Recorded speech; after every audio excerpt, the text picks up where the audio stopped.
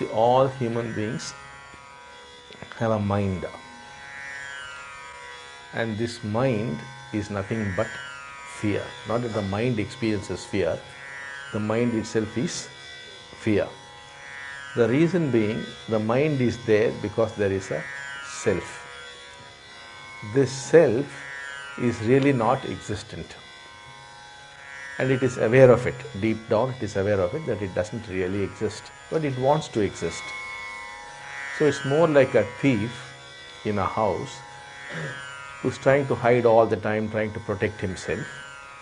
The self is trying to protect itself. That is that fear, because any moment the self can disappear, because what is called the biological self is there because of the way your senses are coordinating. Actually, when you are seeing, you do not hear. When you hear, you do not see. When you smell, you cannot experience touch.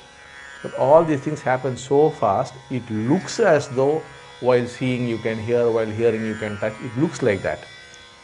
But really it is not so. If by any chance this were to slow down, you will see the self is gone. So the self is a poor imposter who is not there, or it is more like somebody who has captured the President of India, put him somewhere, and is posing as Abdul Kalam, the President. How much will be his fear?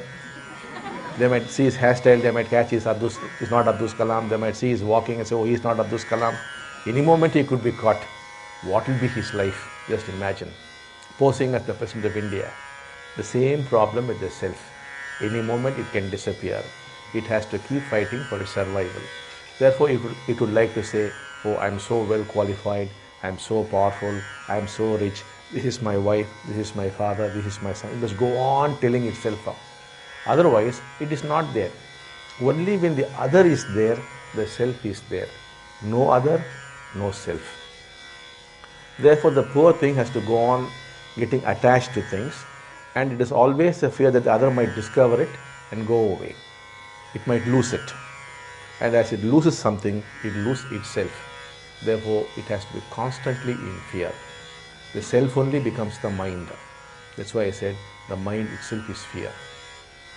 We cannot transform the mind. The mind is untransformable. It has been so throughout human history. That is why we are telling you, don't waste your time trying to transform the mind. The only thing that is possible is you can be free of the mind. Let it be, that's all. Don't waste your time transforming it.